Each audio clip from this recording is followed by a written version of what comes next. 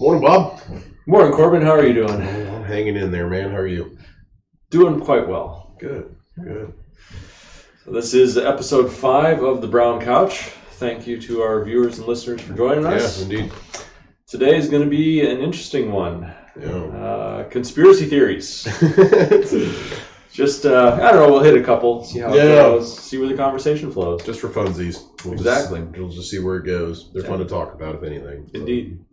So how have you been, though, before we get to the conspiracy theories? Been good. Life's been busy, like it usually is. Mm-hmm. So, trying to put up a swimming pool lately, and that's what I'm going to be doing later on today. Above ground or in ground? Above ground. Above ground. Yeah. Okay. So, trying to get the area set up for it. And it's going to be a lot of work, but...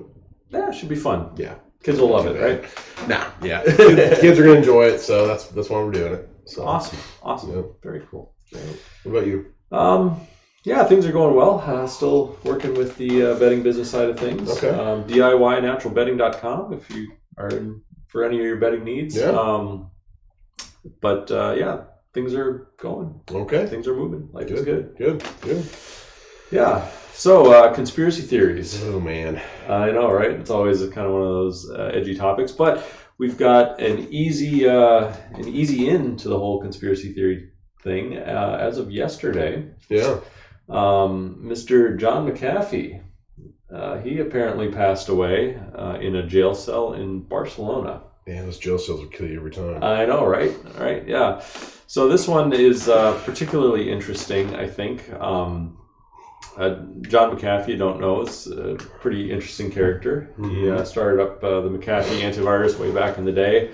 I don't know when, but he left the company. I don't think he was involved with it for too long, but he left the company and kind of lived a very interesting lifestyle after that. I don't know all the different places he visited, but it seemed to be mostly associated with, sex and drugs and stuff of that nature. He was recently arrested in Spain, I want to say about a year ago. Okay. Again, presumably on what was it for? Tax evasion was kind of the shtick. Classic. He was very open about his not willing to pay taxes. It was kind of like the old Wesley Snipes move. Yeah. I'm not evading. I'm just not paying them. Like, it's known that I'm not paying it. Basically, it was his. Which basically, I'm not going to go there. Yeah. I'm not going to go there. Don't even know if that's legal to say. Yeah. Well, there's a lot of libertarian-minded people that can sort of think the same way. Taxes are one group of people demanding money from another group of people, and how does that make any sense? I don't think paying taxes is, like I said, I like having roads that are functional. I've been to third world countries, and it might take you an hour to go 2 miles because the road's so bad. Yeah. Like, I appreciate having utilities and all this junk. But it's funny because the government only cares, for the most part. Yeah. If you don't make that much money, you can get away with murder. Yeah. You make a lot of money, but you're still getting away with murder. Clinton's proved that. Mm. But no, but the whole tax thing is like, oh wait, now they want their piece. Yeah. They want their piece of the pie. And I'm not saying don't pay your taxes if you don't make a lot of money, but it's just interesting how that works. It is taxes are a very strange thing, but who knows? It feels like even that sort of stuff is changing recently. So, I don't know. Anyways, John wouldn't pay his taxes. He's arrested in Spain. He, at some point, gets a tattoo on his shoulder that says something to the effect of whacked, indicating he was quite public, like, hey, if I commit suicide, it's not really me doing it. It's, I was suicided, so to speak. I think just breathes and freaking lives as a conspiracy. Yeah. Weird. Yeah. And so then, yesterday, apparently, all his manifestations in that regard came true, and he ended up so he was extradited to America. The papers were signed anyways, and within an hour he was dead in his jail cell. Which again, I don't know anything about being extradited to America. I've never had that particular experience, but I've never been in a jail cell. There you go. But yeah, it's a weird thing where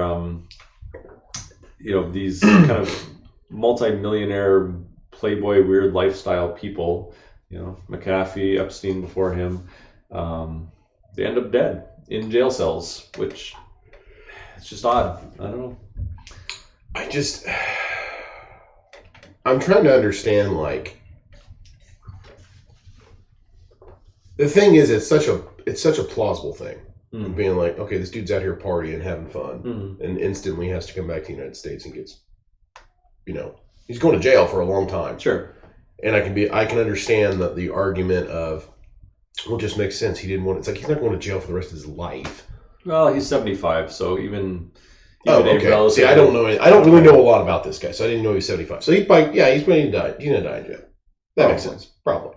So, but to say that the whole point of going to jail is to off yourself. There's not too many people that do that. In reality, there's not that many people that kill themselves because they have to go to jail. Yeah, and so to use that argument, especially when he's been so vocal about saying, "I'm not going to do that."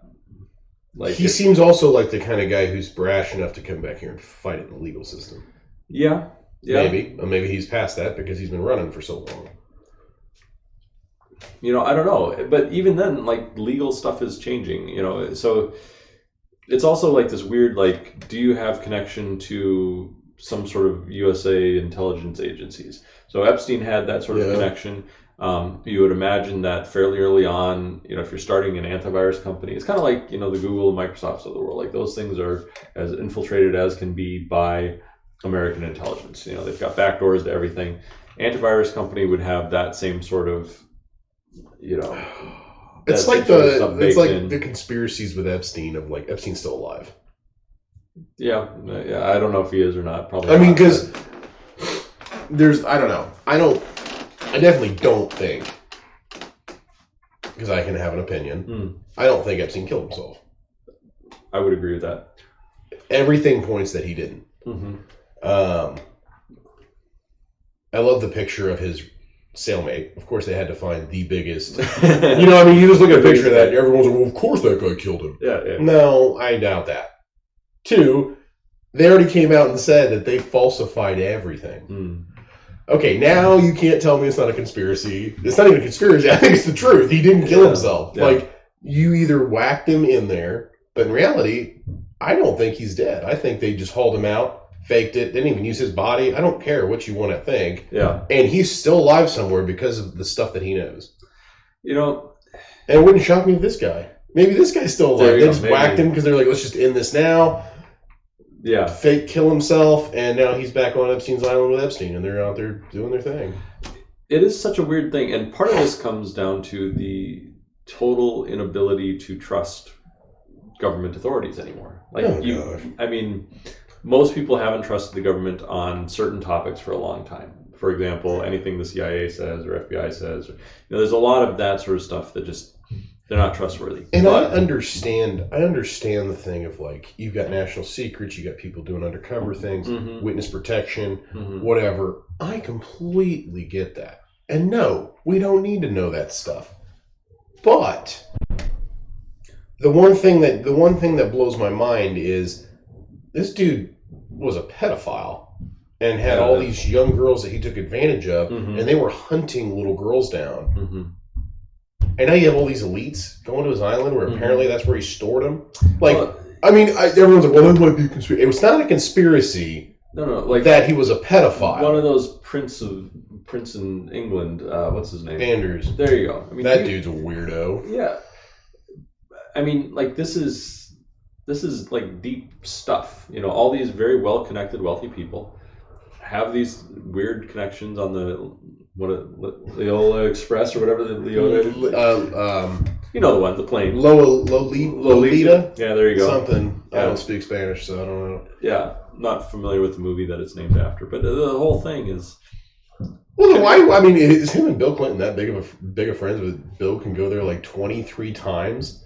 I've never been anywhere 23 times. Yeah. Hardly been to the grocery store. In reality, how many times can you sit there man, there's just this ranch out in Montana I just love it. I'm going to go there 23 times, man. Yeah.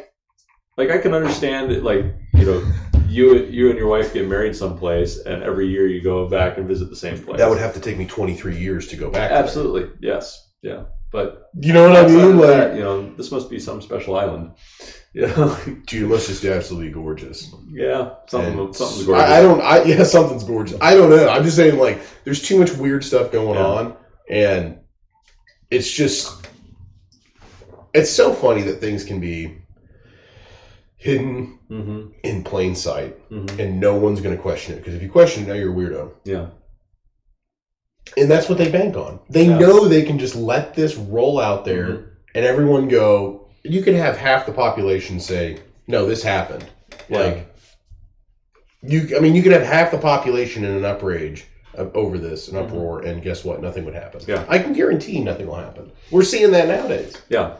There's definitely like a tiered justice system, and it's they'll just spin it any way they want. Like the whole, even like the JFK thing. Yeah. Like we kind of talked off camera about this. I don't fully know all the conspiracies. I know there's like 7. There was like 7 like bullet holes with 1 round. Yeah, from a bolt action rifle. Like, I can, being in the military, I can already tell you that ain't gonna happen. And even if it's a bolt action, I don't care how quick you are. You in a moving car, you're gonna be able to shoot 7 times and hit the same target. It's not happening. Yeah. At that distance, not happening. Yeah. Before the FBI and the Secret Service get to you, this isn't Call of Duty video game where you can just sit there and I got sleight of hand and I can reload this thing really fast. It's not the way it works. So there's already, I can tell you that anybody with a half a brain can tell you that's not right.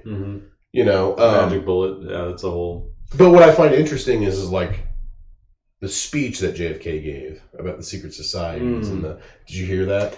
Yeah, it was like one of the last things that he did, wasn't it? Yeah, I said that, and then it was like, holy crap, he's going to expose us, and let's kill him. You know, it was that obvious. I'm not saying that's why he died. Who knows? Who really knows? That's why it's a conspiracy. Yeah. I mean, it could be. It's that same MO, though, like, a wealthy, well-connected, Playboy-style person, shows up dead. Yeah. Yeah, I don't know. The universe is a weird place, man. Yeah. There's all kinds of stuff going on. Yeah. But we were going to get into NASA a little bit. Yeah, speaking of universe. Yeah, there you go. What do you think of NASA? What's going on there? Well, NASA stands for Never a Straight Answer. Okay, there you go. There you go. I don't know. I find them very suspect. Suspect? In what areas? What do you think they're suspect about? I mean, almost everything. They contradict themselves constantly. Sure. Which I know we catch all kinds of flack for that, but I'm not saying. Okay, this is good. I'll just say it. Okay. Go for it. It's YouTube. Like, what do you got? Right? No. The moon landing. Moon landing. Okay. What a joke. Okay, you would be of the opinion that the moon landing did not happen. Not the way they said it. If it did happen, and when I say if, is meaning. If it happened exactly the way we're told it happened, first off, you already said that it was shot later, so there's all kinds of weird stuff that it wasn't a live camera on the moon. Yeah. It was shot somewhere else, and they just said that, we're just reenacting. Yeah. That's weird. And then you come back, and they're like, no, that was really on the moon. Then why do we have this other conversation about reenacting it somewhere in Arizona? Yeah. So there's that. Okay. The fact that we can't go back. Okay. So there's 2 theories, and you can just Google it. You'll find both of them. Why haven't we been back to the moon? The first thing is there's nothing there. Sure. Okay. Bull crap. You mean to tell me you had to drive to a desert out in Arizona, and you show up and you go, this looks kind of bland. Yeah, nothing here. Nothing here. Never coming back. Never coming back. You've been to one side of the moon, and you're going. I mean, the moon's not. As large as the Earth, but it's not small. Yeah, there's nothing on Mars either, but we keep going there. So yeah, you're going to sit there. We're going to find it on. We keep sending lots of robots. You guys stepped and hung out on the moon for supposedly a couple hours or whatever. Sure. Yeah. And now you're going to tell me you know everything about the moon. There's nothing there. Bull crap. Okay. The other thing is they'll say we can't go back because we don't have the technology. Okay. I mean, tell me in the 60s we had better technology than now. They said they destroyed the technology. Who destroys anything? Well. That, and if we can get to Mars, why can't we go back to the moon? I mean, it's, again, I understand different planet, different place, et cetera, but the challenges are going to be roughly the same, right? It's all, understanding gravity and landing the thing. I mean, neither of them have an atmosphere to speak of. Sure, it's a different kind of dirt. I get that. That might be a challenge in and of itself. Yeah. But, I guess I don't see the reasoning there. It doesn't make any sense. I mean, like, I don't think, Steve Jobs would have been like, this original MacBook, take a hammer to it and destroy this sucker. Mm-hmm. Mm-hmm. I mean, really, why would he do that? That's part of history. Yeah. That original MacBook, whatever, the computer that he had. You keep that stuff. That's what they make museums out of. But you're going to tell me, NASA, that you guys don't believe in that and believe in really any evidence of anything you're doing. Mm-hmm. Smash it all, destroy it, and guess what? Steve Jobs, you'll never be able to make that old Mac again. Yeah. Because we don't have the technology. I know you got this iPhone 12, but good night. That little Peter the Rabbit thing that you had on your computer, that technology's so beyond us. Yeah. No one's that high to believe that. Yeah. I mean, obviously, everyone does, because you can watch his interview. It's absolutely hysterical. The director of NASA literally came out and said that. Mm-hmm. Okay, and here's the other one. The Van Allen radiation belt. Okay, sure. This is a fun one. Okay. So the other reason why we can't go back, he's just pulling them out of his rear end. Mm-hmm. Unless they're all the same. I mean, they all sound like valid reasons, but then how did we go there to begin with? Sure. So he said we can't go back because of the Van Allen radiation belt. He said it'll cook you like an egg in a microwave. Okay. All right. How did we go before? And that's what the reporter asked him. They're like, oh, well, did it just appear? Yeah. He's like, no, it's been there for millions of years. Oh, well, then how did we go before? We just didn't know it was there, so we just flew right through it. Yeah. That's literally what he says. And they're like, and he's like, yeah, we got lucky on that one, but we can't go back through it. We can't go back. It's a one-way. What the crap are you talking about? I'm not even a scientist. Half the stuff comes out of my mouth's retarded. But you can't say that. Yeah. I stuck my head in the microwave once and turned it on, and guess what? It didn't kill me. But I'm not going to do that again. No, it's going to kill you. Yeah. Like you don't get away with that. I'm just sitting here like, man, this is. So I'm just you can Google them. I'm sure they've been ripped down so people don't see them, but I found them online and you can watch them. They're really funny interviews, and you're just like, this dude's talking out both sides of his mouth, and for being such a scientist, this dude is not smart. Yeah. So unless he was just having fun with people, that's the only way I can take it. Yeah. So that's why I'm like, okay, NASA, you guys I don't believe anything you say. We're not colonizing Mars. Elon Musk is a shill for the lead. Okay, so you don't believe in Elon Musk and trying to get off the planet? No. I think that dude's faker than can be. Okay, so you think Elon is kind of an Epstein sort of character? I think he's fake as can be. Okay. And when I say that, I think he's smart, but I think there's more behind the scenes going on. People don't even understand who he is. Okay. He doesn't own Tesla. He never started Tesla. Okay. He doesn't own PayPal, never started PayPal. Everyone's like, oh, he got his wealth. I thought this too. He got his wealth from PayPal. That's not true. He had all the money in the world before. Prior. Okay. Yeah, he's innovative in the sense that he's good at getting people to do stuff. Sure. But he's not an inventor. Okay, yep. And he's not like some giant gearhead / computer programmer. He's none of those things. He's a smart businessman who can find someone to do the work, and then he gets the credit for it. Okay. Or his perceived companies get the credit for it. But, I mean, Tesla kicked him off the board. If you own the company, how do you get kicked off your own board? For some tweets? Yeah. Okay, if I owned that company, if anyone would have said that, I would have canned everybody on that board and said, you know what, forget it. Yeah. I can say whatever the heck I want online. It's my company.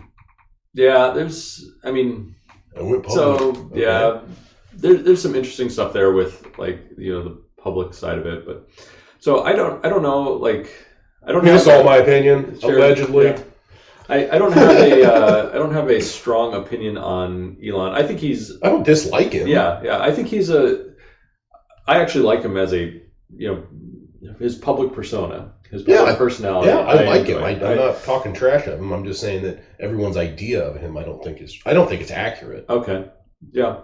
I think there is a point where you cross from being, like, let's say an engineer that has an idea into, the leader of engineers that is pulling their ideas together. So I think, in the same manner, I don't think, like the Steve Jobs is, he probably doesn't know the bits and pieces of the iPhone. He knows the vision of the company and is that persona, that sort of a front. And the world needs all types as far as that goes. So you're gonna have the guy that sits in an office, smokes a cigar, and it's always secretary, and every business needs that. There you go. Except for maybe the hitting on the secretary. Yeah, no, just kidding. Yeah. But yeah, and by that it's like I understand it, but it's just interesting how he gains the credit for everything. Sure, everyone's like, man, he's just this crazy inventor. It's like that dude hasn't invented anything. Yeah. Like, is he smart? Yeah, I'm not saying he's not smart, but like the rocket that they built for SpaceX that can land itself, pretty cool. It's very cool. He didn't invent that. No. Now he may have led the team that does it, but I find it interesting. He's the one who gets all the credit for it. And he's like, he's the face of SpaceX. Well, I mean, what about the Joe Schmo that's actually doing the work? Yeah. You know what I mean? Yeah. It's for me, I find that interesting. That is, I mean, that's kind of how... But that's how life works. That is how life works. I mean, this gets into the whole, like, what is a body sort of thing, right? For example, I have feet and I have a head, and the head is the thing that other people notice. Right. Nobody cares what my feet look like. I put them in shoes, and they have to be happy there, right? Like they don't get a say in the matter. Yeah. And so, and the feet could be unhappy and be like, "Well, look at me, I'm lifting up the whole body. The head wouldn't even be where he is without my." You're right. So it's that same pattern of reality that plays out in an organization where the face of it is going to be the Elon Musk, and the foot of it is going to be Joe Schmo engineer that nobody knows his name. Yeah. And that's reality.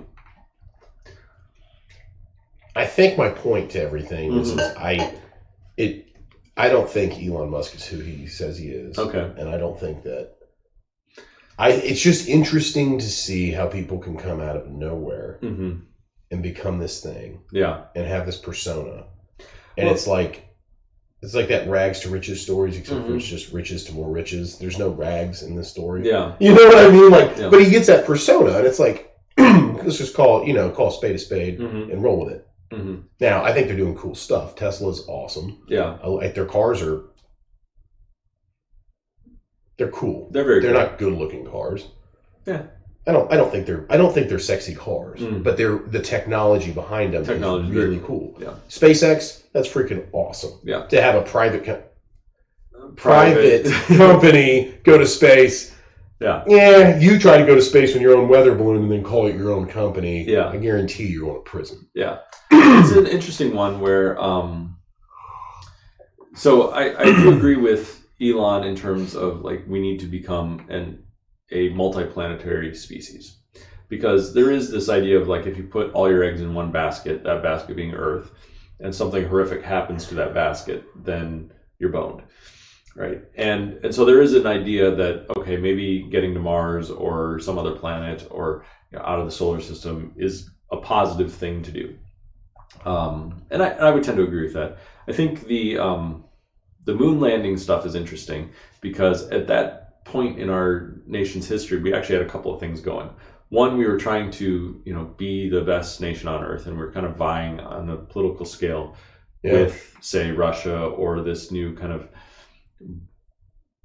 Well, Europe hadn't quite coalesced into a thing that we know as like the EU at that point. Yeah. It was still, they were still kind of fragmented and figuring stuff out, and so our main competitors were probably. I think it was Russia at that time. Russia and then China later on. And you did have the two technologies, one of actually going to space, rockets and that sort of stuff. And on the other front, it was, video, movie production, that sort of stuff, combined with a very basic understanding of like human persuasion. Okay. And that's actually when reality shifted, I think, when the government started to realize, oh, like we can convince people of things with accurate, with video. Yeah. Did you actually see it with your own eyes? No, you actually just saw a video. You saw our perspective that we decided to present to you. But you'll think that it's the truth. Yeah. And that's everything that. Well, I'll let you finish. Yeah. Well, even in like today, say the past 4 years, we had Trump, this very divisive, and again, I don't pin it all on him, but a president that is perceived as being divisive. You have issues like divisive because everyone makes it divisive. But then you've got stuff like say the Covington kids thing, right? Mm-hmm. Remember Covington kids thing? The first videos that you see were from a perspective, and everybody jumped on that perspective, and they're like, I know the truth about that situation. Those kids were mean and awful to some Native American guy. Right. But then as soon as you get a different perspective, a longer perspective, larger context, et cetera, it's like, hang on, the actual jerk in this thing is the Native American guy, and he's marching against them, and they're being as generous and nice to him as they possibly can be, et cetera, et cetera. So but this idea that perspective is what dictates reality. Whose perspective do you believe in? And when it comes to the moon landing, the perspective that you get is NASA's perspective, or the U.S. government's perspective. And as long as you are caught or locked into only that perspective and can't pull yourself out of it a little bit and try to get a different perspective, you're going to believe what they want you to believe. And so I encourage people to look into some of this stuff. Yeah. So because there's some very interesting perspective. There's very interesting things that have come out that don't make any sense. So the what was the name of that shuttle that exploded? Challenger? The Challenger. Funny story. Every single one of those astronauts had an identical twin. Okay. And they're all college professors, bigwig CEOs, and they all have the same college degrees. Interesting. And if you look at them, I mean, they're identical twins, so how easy is that? Challenger explodes because it never actually went up. Interesting. There was no one on it. Okay. But that's the thing. It's like, oh man, that was a sad day. All those people died. Yeah, the guy ends up being a college professor for Cambridge. Look into that. It's super interesting. Every single one of them have an identical twin. Yeah. Because they're all still alive. Everyone's like, hey, weren't you on the Challenger? That was my identical twin brother. Yeah. Oh, you guys got degrees in the exact same thing, both PhDs from the same college? Yeah. Where's the evidence of that? I don't know. I think they lost paperwork. There's some weird crap going on. And when you look into it, that's the funny thing. You start looking into it and you're going, okay, can we actually... That goes into the whole dome theory of the Earth. Okay. Because if you look into the Russians, the Russians they're not going to lie to you.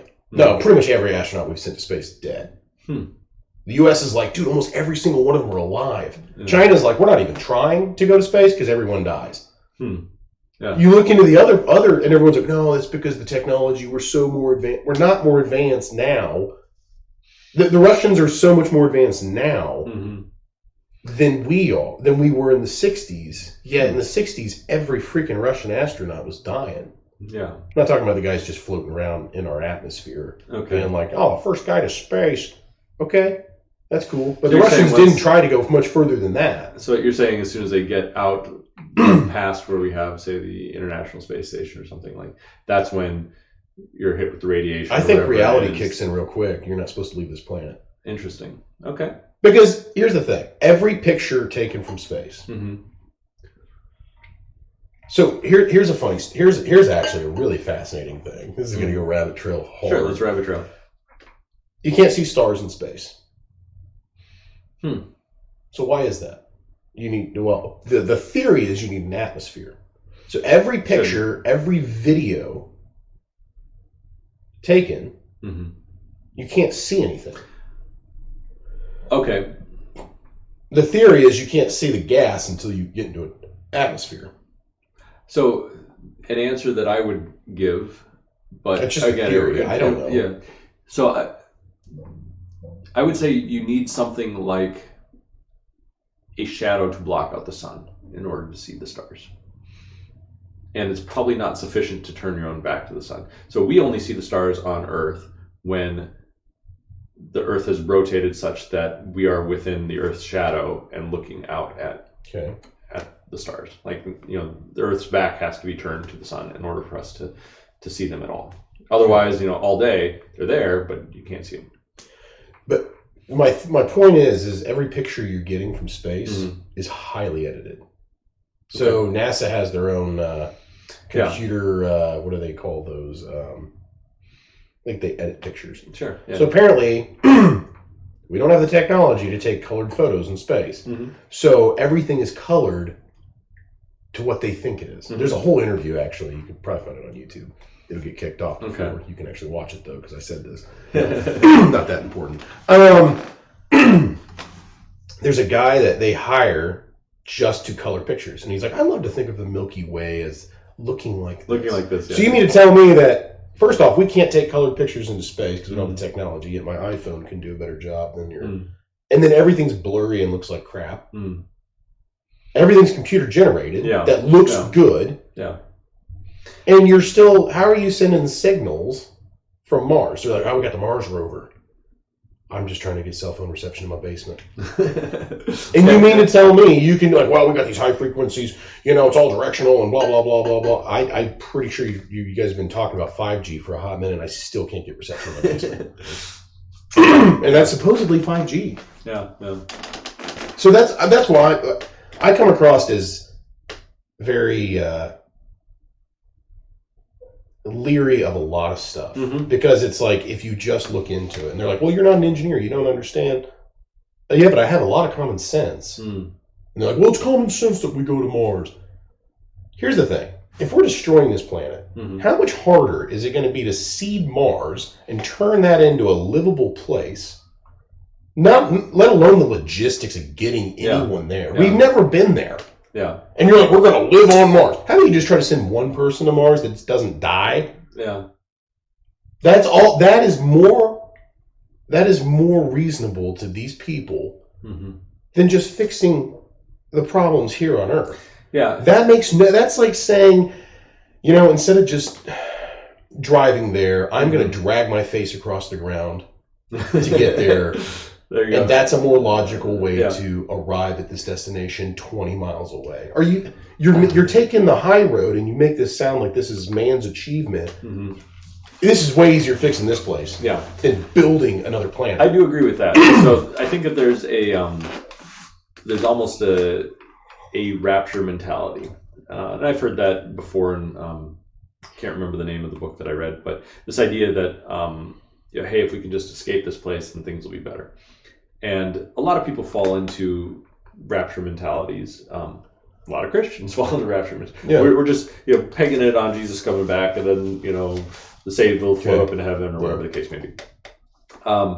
And so rapture ideologies do have a problem with them because they're also inherently like not caring about whoever gets left behind. It's every person that's moved away, life is so much. It's always grass is greener on the other side, and you see all these young kids like, man, I hate this town, I'm leaving. Yeah.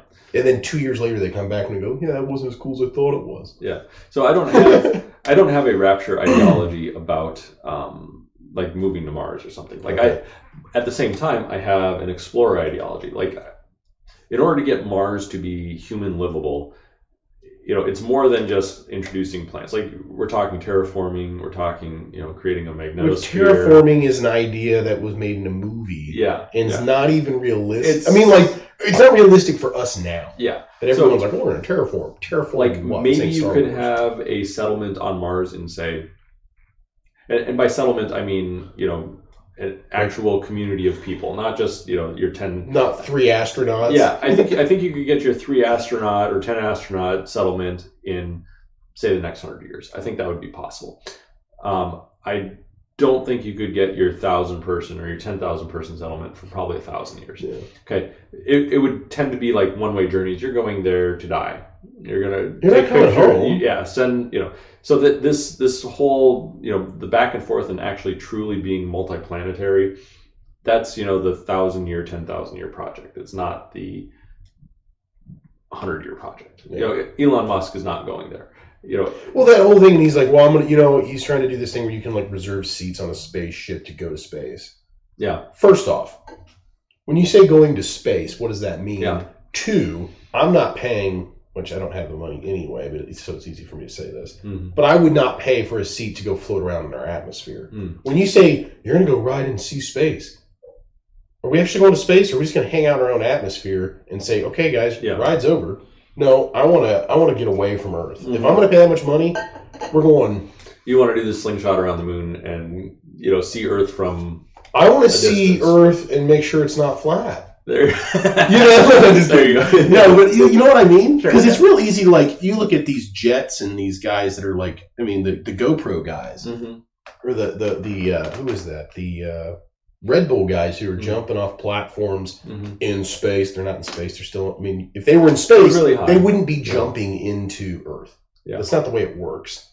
Yeah, technically, according to NASA. Yeah. So what I'm saying is like you can't. If that's the case, I want to make sure that if I'm paying this much money for a plane or a space shuttle ticket, I'm going at least further than the guy who's parachuting. Yeah. You know what I mean? And maybe they are. Maybe that's the incentive and stuff. But the funny thing is it hasn't happened yet. And we don't even send that many astronauts to space. So I just find it like a pipe dream. And when it happens, prove me wrong. I hope you do. I mean... That'd be cool. I'm not gonna lie, it would be pretty cool. I would never do it. I have no desire to go to space. No desire to go to space. It just seems dangerous. I mean, at least according to NASA, it's super dangerous. Yeah, I'm okay with. Yeah, I don't know. I'd go to space, but I probably wouldn't consider it on current technology. Like that's just, I want it to be. No, there's no. Some of the details hammered out a little bit more. Not a chemical rocket behind me. I want something different, something that, operates on laws of physics yet to be understood. Yeah. But that's me. Yeah. So where are you on, you're a military guy. Okay. Where are you on the whole UFO thing and I'm just not our government, I think, has proven that they can make some pretty cool stuff and not tell us about it. Sure, yeah. Now the little Tic Tac stuff that we see floating around that everyone talks about in the Navy right now, and I don't know. I mean, who knows what any of that is? Okay. I mean, it could be China for all we know. It could be Russia. Heck, it could be freaking Cambodia. No one knows what other people have. We don't even know what we have. Sure. You know what I mean? Like, the agencies don't necessarily talk to each other on that level. So and they're terribly ran to begin with, so you wouldn't be able to. I mean, you can't believe anything that you're told because no one gets along. You know, everyone's at each other's throats for some reason, even though we're all on the same side. Okay. I don't know. I just find it I find it interesting. It's not aliens. Why not? Because that's a. Aliens are an idea made up by man, for one. Okay, why? It's the theory that there has to be something else out there. Well, because it's never been proven in every picture we ever see. And that's what I love about all these things. Like, these military guys going, "Oh my gosh, look, an alien." Why does every picture we have look like complete crap? Why can nobody like, "Oh, look at this. This picture was taken, 20 years ago." Yeah. So we still had quality cameras 20 years ago. So I think your perspective on aliens is dictated by a prior story that you believe. So because everything in life is based off experiences. But what I'm saying is no different than the Bigfoot thing. Sure. People laugh at that. They go, "But aliens are real." The pictures are the same graininess and taken with the same Polaroid from the 30s. To me, it's not even. To me, it's not about the pictures. And again, I don't really care whether Bigfoot exists or not. Like, that'd be interesting. I'm not. But he's in the same category as aliens. Yeah, because you've never seen it. So are unicorns. So we have this idea.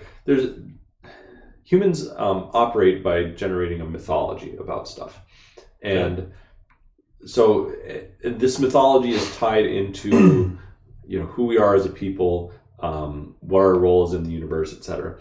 And some of that mythology is actually it's almost like a projected ultimate, okay? So for example, a dragon is like the projected ultimate of overwhelming force, okay? So it's like the thing that the peasants are always afraid of is going to be the dragon. I don't know, have you seen the Hobbit movies with, so Smaug is this big dragon and he comes flying in and he just decimates your city and there's like literally nothing that you can do to him. It's pretty awesome. Except for the hero. Okay, so the hero's job is to slay the dragon. And he's the guy that gets the super unlikely shot in the face of absolute danger. He's about to be torched, kills a dragon, and somehow survives. So this motif of an absolute evil the flying serpent that breathes fire and scorches everything. Like that's as far as like horrors come, like that's pretty far out there, especially for medieval man, right? Yeah.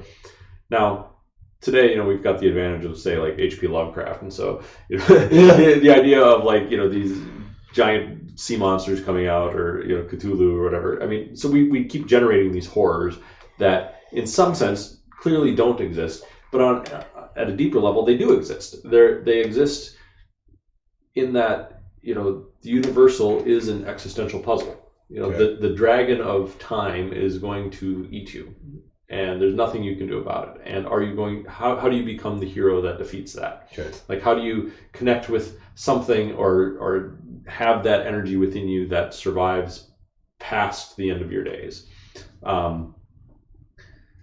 So E.T. falls in that category a little bit, where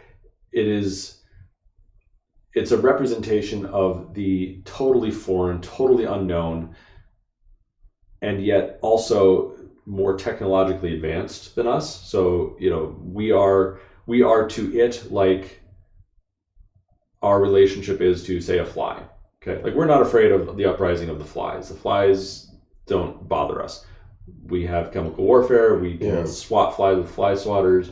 We've got bajillions of ways of killing flies and mosquitoes and other little insects. They're just not a scary thing. And a lot of that has to do with our brain power and technology over them. Like, they're just not a concern for us. If we wanted to figure out how to eradicate mosquitoes, well, we genetically engineer them so they'd make themselves go extinct within a couple of generations. Like, we're literally doing that sort of stuff, right? So now, to imagine another being, the ET, that has that sort of advantage over us. And how do we know they have that advantage? Because they came here. We didn't go to them. They came and sought us out. Whether to be friend or foe, we don't know. But the fact that they made the interstellar journey and we didn't means that they have the upper hand. They are a proverbial god compared to us. So here's my thing. Okay. The only thing that I have to say about that is that's assuming they came from a galaxy far, far away. Sure. That's the assumption. Sure. Who's to say they're not on Saturn? We've never been to Saturn. Who's to say they're not floating around there? And let's say they're 100 years ahead of us in time. And they just had enough time, more than us, to fly here. And they're maybe not these giant green looking bug things. I'm just saying the assumption is they're always just so far away from us. They're time traveling. They've got these flying saucers. There's always this perception that's a man-made perception. But there's never they could just be 2 planets down. Sure. You know what I mean? And they may not be that far ahead of us. Maybe they look just like us. Maybe. But even if they are, okay, let's assume that this very far out theory is some sort of representation of the truth. Even still, they came to us. Okay, so they still have the upper hand when it comes to...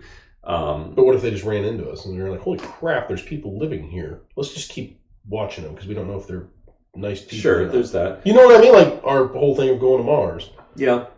If we saw people there and they didn't know that we were floating around. This really gets into kind of, in my opinion, the whole metaphysical side of things. Okay.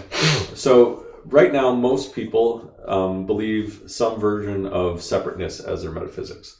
So, it's all about whatever the tribe is. So what tribe are you identifying with? In American popular culture right now, we are dealing with intersectionality tribes. So, there's black and their allies, there's white, etc. China, they're the enemy, they're the bad guys. Russia, we don't really know, but they're probably the bad guys too. South America, we don't even worry about. We're not even thinking about you guys. It turns out they're the real people. Yeah, exactly. But it's all this very kind of tribalized border mentality. Okay, and so when we run into the question of ET, we do exactly the same thing. What tribe are they a part of? Well, they're obviously not part of our tribe. They're tribe extraterrestrial. They're something different than what we are. Yeah. Okay. Now this is baked a little bit into Christianity. It's tribe Christian versus tribe, Islam or tribe Buddhist or tribe whatever. Okay, so like that tribal fight about whose set of beliefs and whose religion is going to win. That's like an important thing because I mean, we're talking about God, we're talking about salvation, we're talking about...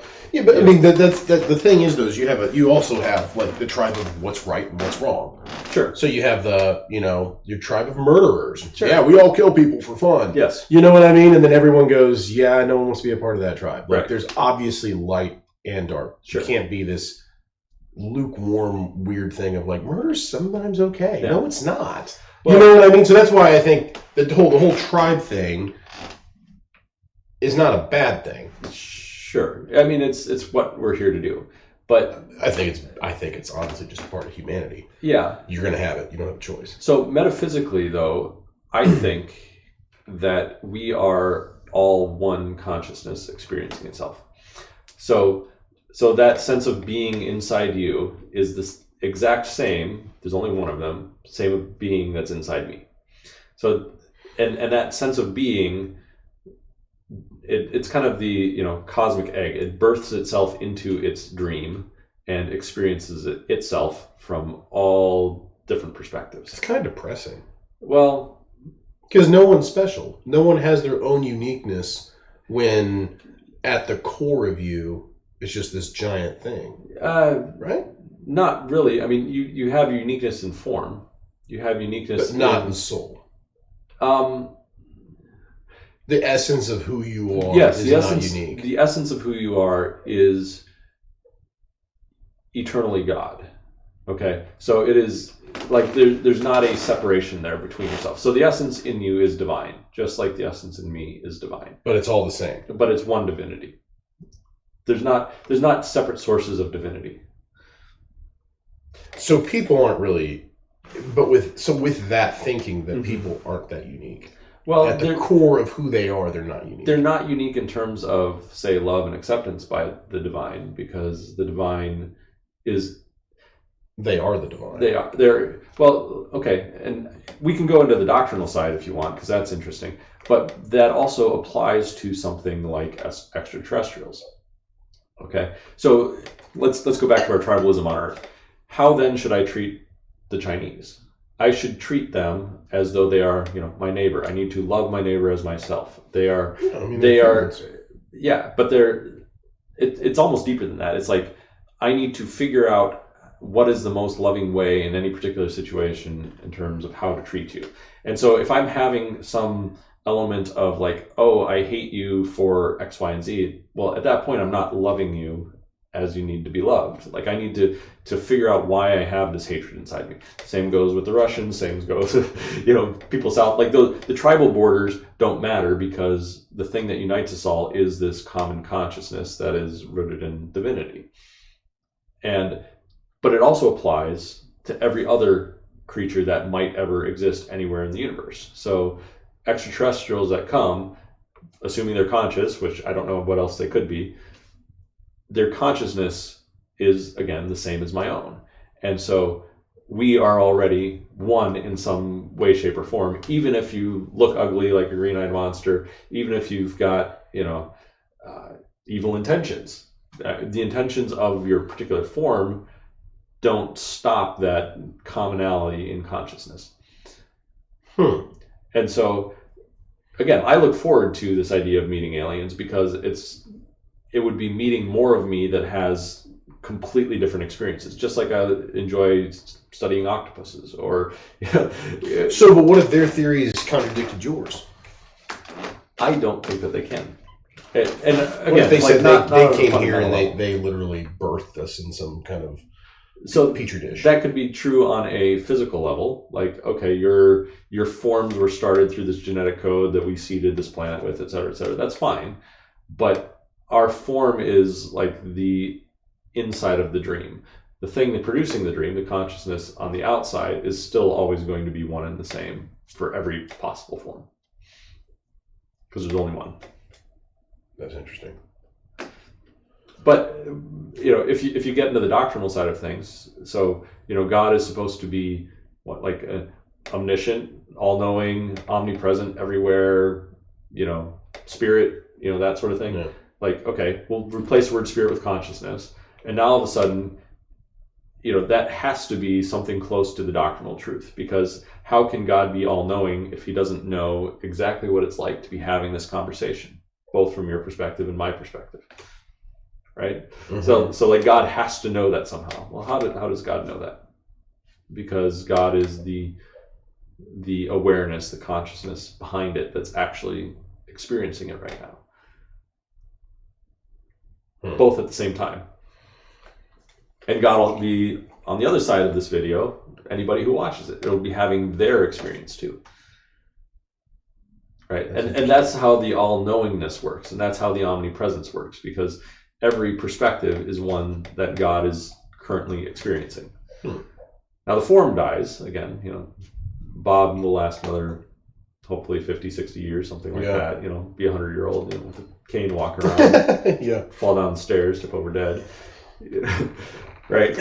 But that consciousness is not tied to the form. It sheds the form much like you wake up from a dream. Like, oh, okay, yeah, I get it. Like it's that easy. It's like, and from that perspective, from the perspective of this universal consciousness, this has equivalent reality as our dreams do to us. Like it's just something that you wake up from as a natural thing that happens. Like, oh yeah, okay. I was doing something insane and crazy for a while, but here I am again. Interesting. Yeah. So is there people that believe this, or is this like your own theory? There's actually, this is at the root of Buddhism. I believe that it's actually at the root of Christianity. This whole idea is actually, they call it non-dualism, so the not two-ness. Okay. And it's not even so much a belief. There's actually experiences that you can have that are equivalent to this waking up. Okay. And it's like, oh yeah, I shed my body for a little while. I recognize what was going on. I'm not just this story that's happening. I'm something greater and deeper and bigger and all that. And so those experiences, in the East they call it enlightenment or awakening. And there's kind of degrees of that in terms of like how much, like you can have a single experience, which typically they call like Satori or something. It's like, oh, you've had this single experience of unifying and seeing this unity of everything and the relatedness to consciousness. Or you can have deeper experiences where it's like, yeah, now I recognize it fully all the time and exist with one foot outside of the dream all the time. I don't have that experience, but some people talk about it that way.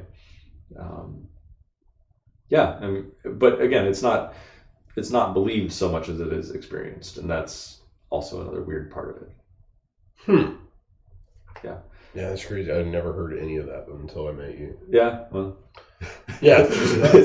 So yeah, if we meet aliens, I imagine that they're going to tell us a similar story. That we also as conscious beings have these experiences. Yeah. This is how we understand reality. If we're 1,000 years in the future or 10,000 years in the future from us, they would be telling us, yeah, we're actually you in these different forms.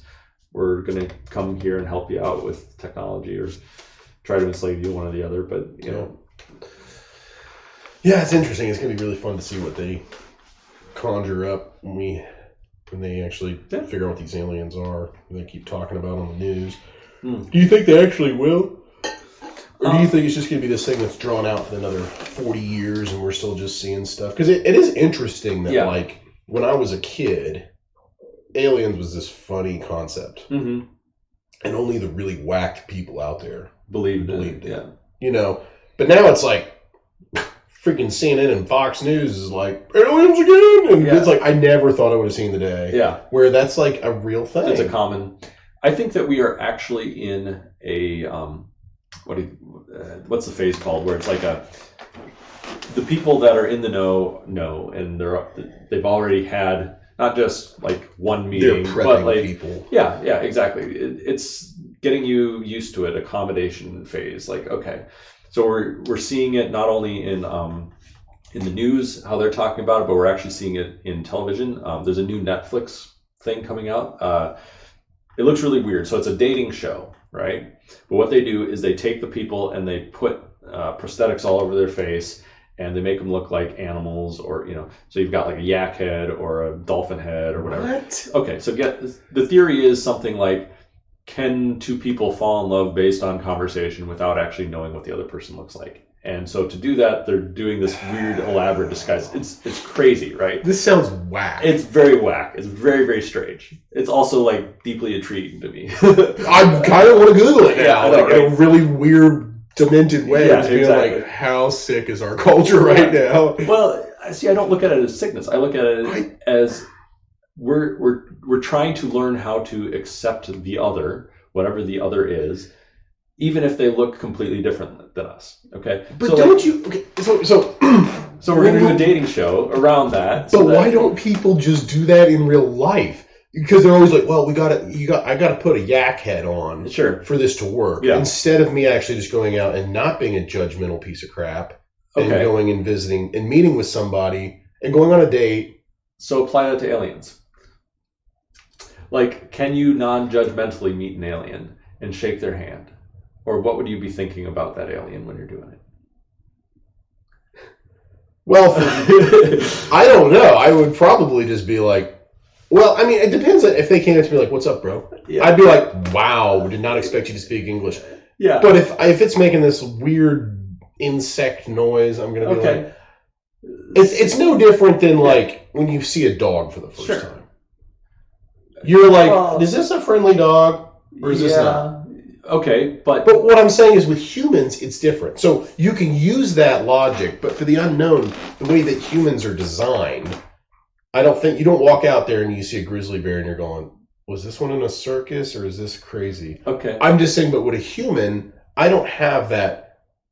I can see you. And just because you look Chinese or you're African American, I mean, who gives a rip about any of that stuff? I think half that's a bunch of garbage anyway. Yeah. The whole, by the color of your skin, I don't see color, bro. I see a human being. Sure, yeah.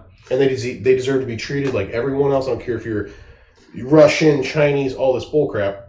But when I sit down and talk to someone, I'm not sitting here going, man, I don't think I could ever really enjoy this person because of the way their face looks. That's not anything that ever comes across. Well, I just find it weird that they have to go stick animal things. You're starting to get into some really weird stuff. And being like, we're going to prove you can love somebody.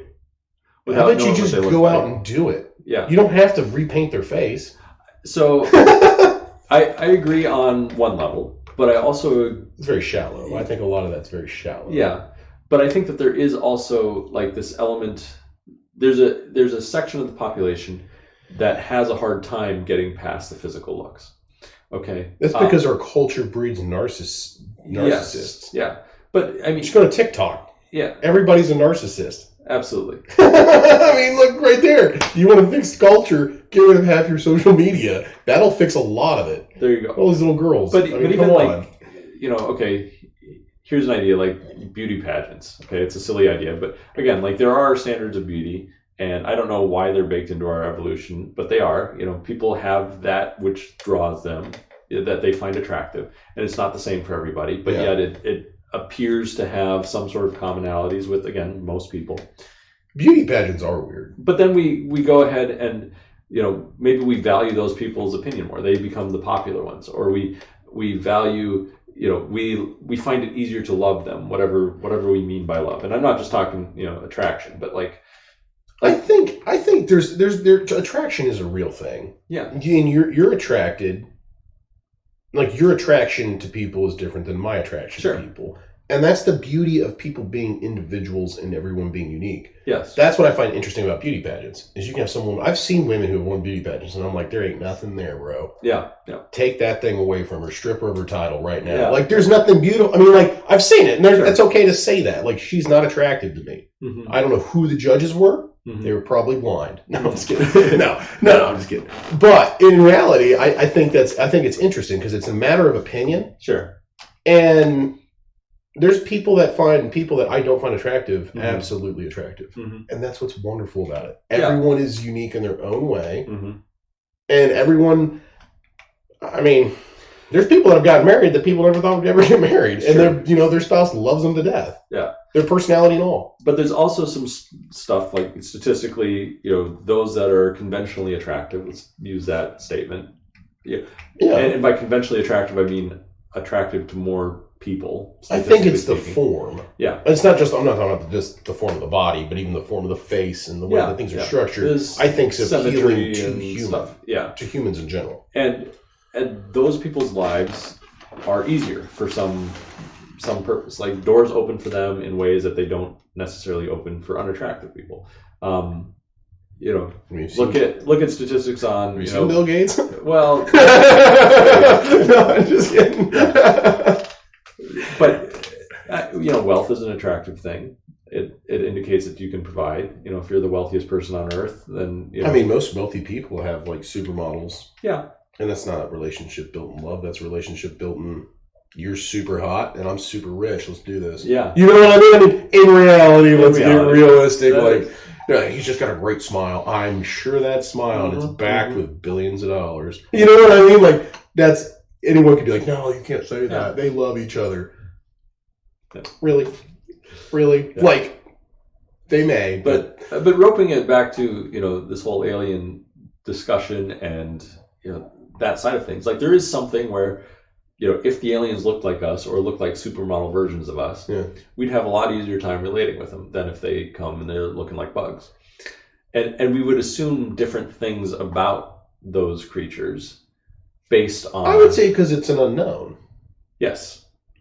Yeah. I would say it's just because it's an unknown and that's the way we're designed. I don't think that it wouldn't stay that way as long as they weren't aggressive. Yeah. But you know what I mean? If they came and how they position, I mean, I'm going to be honest with you, I'm going to freak out. Yeah. If they come here and they look like a giant caterpillar or something weird, I'm going to be like, I don't want anything to do with that. Yeah. And everyone's like, that's judgmental. And no, that's weird. Like that's not. We don't have that on this planet. If they come looking super weird, I really just.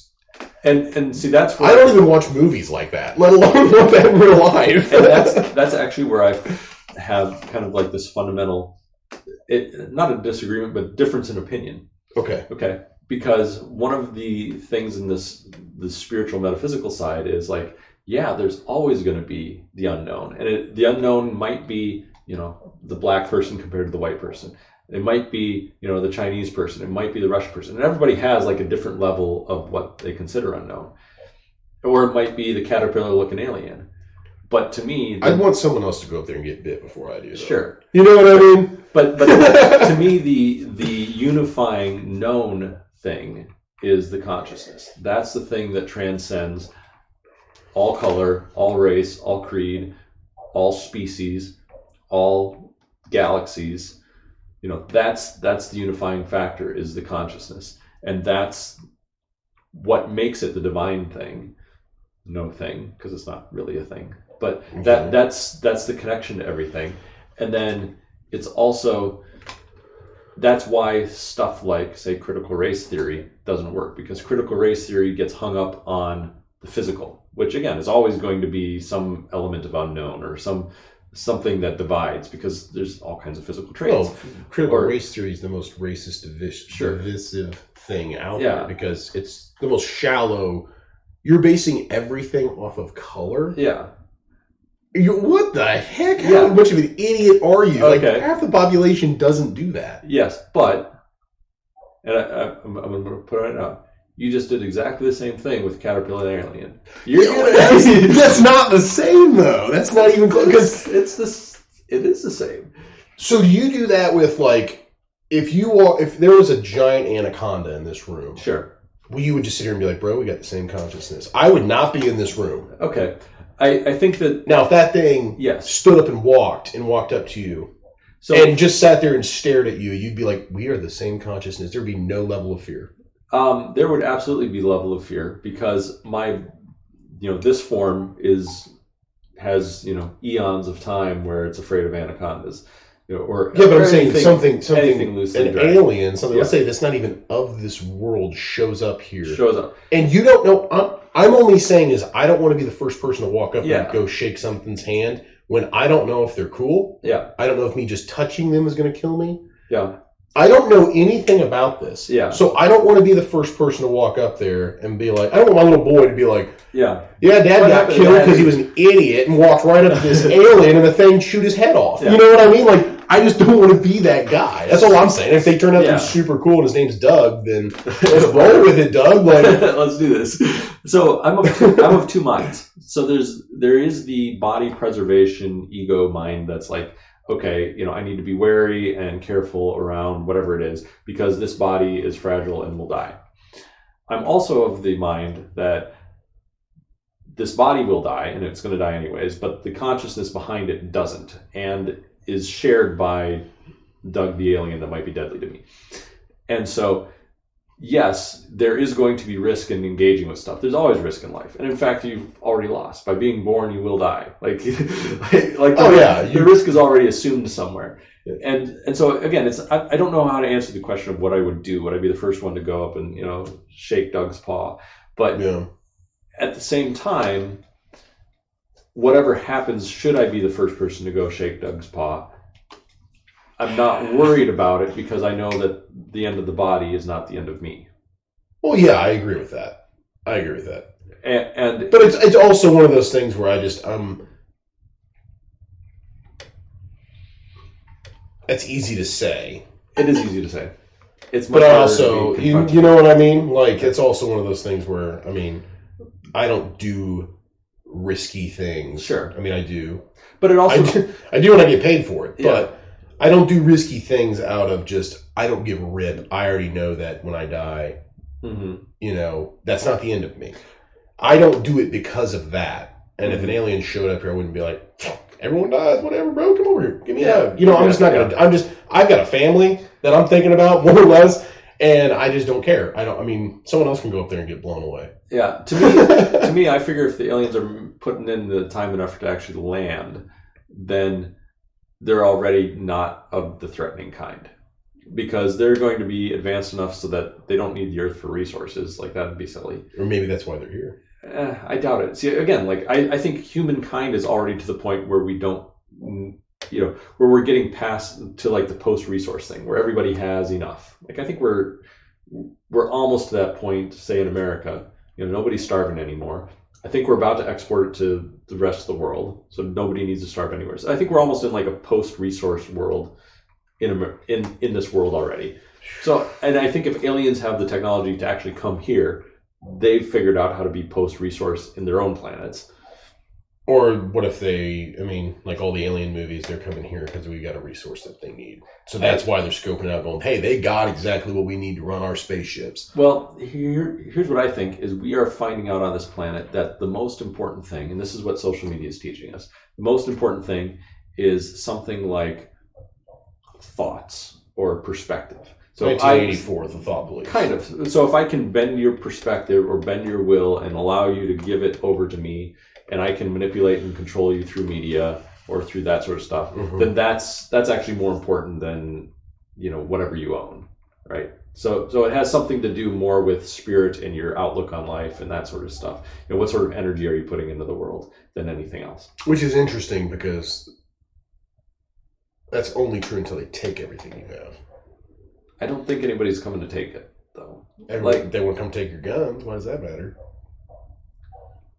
They're not trying to take it, but they're trying to take it. They're trying to take your freedom. Yeah, there's the freedom side of it. Yeah, so we're saying that it's a perspective thing, and if we can just bend your mind and stuff, then why do you need anything? But that's also why do you need freedom? Why do you need a gun? No, who needs to protect themselves? I'd say people in Minneapolis need to. Yeah, there's something about that where freedom is not dependent on gun ownership.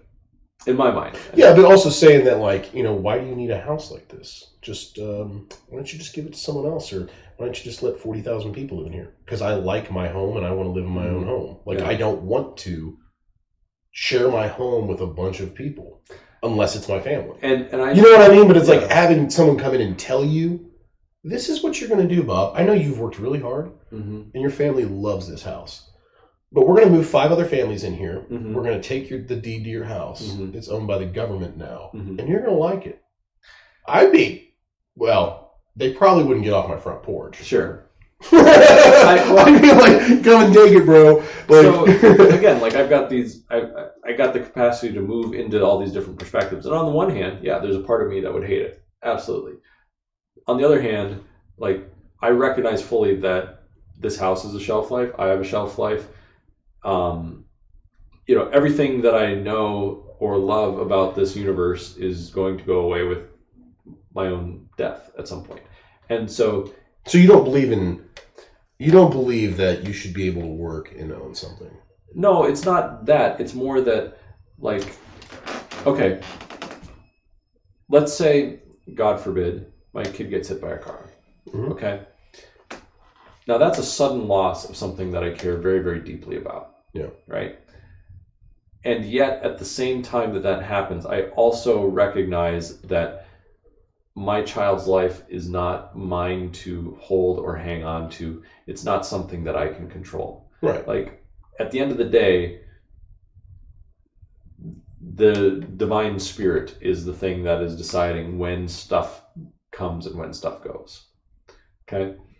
And so it makes a decision on what happens. Well, sure. And it made that decision in the life of the crazy driver that hit my kid, or in the lightning bolt that struck my child, or in the candle that burned down and set the house on fire, or, whatever. Like, there's, like, things are happening that are outside of my control. Okay. And, there's options with that. One is I can be mad and bitter and try to control as much as I can and lock down and defend and, buy the gun and take, have this kind of like aggressive stance that, life is something to be fought with and angered by, or, whatever. And again, I'm not saying that this makes the state coming in and saying, hey, we're going to take your house and do all this stuff. I'm not saying it's a morally right thing to do. Would you fight for that freedom, though? That's the question. Do you give yourself over and say, you know what? The gift of the house was not mine to, like... Well, it wasn't a gift. You worked for it. But it is a gift, like all things. Like, no, but I mean, you actually... Everything, I would say, you have blessings in life, and things are gifts. But I'm saying, like, when you're like... Yeah. I'm working really hard to have this for my family. And I work really hard to feed my kids, and I desire that they live to be 80. But if one of them gets struck by lightning, who am I supposed to be angry at? Like, what am I? No, I'm not saying that. But what I guess I kind of changed it on you a little bit in my own mind. But like saying that if the state came in and said, Bob, we're taking what you own. Sure. So, and you're like, well, I never really owned it to begin with. And they go down, they go to the next person, they go, we're taking what you have. And they just come and start taking stuff. Would that be one thing? Would you stand up and say, instead of just being like, well, we all died, it doesn't really matter. Would you stand up and say, no, you're not taking my stuff? I don't know how I would act in a particular situation. Okay. But I do know that my desire would not be to hang on to something that the universe is taking away from me. Okay. What if it's just an evil person? I mean, that's like North Korea, and they're throwing you in a concentration camp, or the Jews in a concentration camp. You can't just sit there and be like, the universe had dealt this card. I'd be like, screw that. Yeah. You know what I mean? Like, I'm going to fight. I'm not going to sit here and just watch my family get tortured and say that was the universe. There is the fighting side. The principle that I try to live by. Yeah. And the principle is something to the effect of trying to love even those that don't deserve it. Try to love those that are doing you harm. And so I don't know what that looks like. Does that mean... I've got a brother that thinks very similarly, and he'd actually be fun to have on the show sometime. Okay, yeah. And he's of the mind that, sometimes that means you have to, shoot the rabid dog, so to speak. I get that. I get that perspective. I don't know where mine is on that. I tend to be a more peaceful person and less prone to, wanting to defend my own stuff, whatever that is. I'm a very... It's a weird... I don't know. The way I look at it is, I mean, you have that, like, have you seen that movie Unbroken? Yes, or at least clips of it. Yeah. I don't know if I've seen the whole thing. But yeah, I mean, it's an incredible story. Yeah. I mean, the guy goes back and tells this Japanese guy that I forgive you. Yeah. And the guy was, like, pissed at him. It was like, this guy's coming back that you used to beat. Yeah. And telling you he forgives you. Yeah. That's an amazing story. Yeah. And I'm not saying you don't love people and you don't forgive them. But I'm not in the moment going to put up with evil prancing around and just being like, well, I mean, if somebody murdered my wife, I hope that I can sit in a courtroom and tell them that I love them and that I forgive them. Yeah. Because I've been forgiven too. Yeah. I hope that I can do that. But I'm not going to stand there not and just sit there and watch someone get beaten and sit there and go, I forgive you. You better believe I'm going to start throwing some fists. Yeah. I'm going to defend myself. Yeah. Now, if it's something where I'm, I mean, it's also situational dependent. It really is. It's just an interesting thought because it's like, I agree. I do. I mean, I would hope that I have the heart and the ability to forgive and love people. But at the same time, man, and it's weird too because again, I'm not gonna roll over. There's also the Christian example, and that's what is Christ's example? Was he swinging at the guards? Is there no? So I don't know. I don't know what the answer is to all that stuff.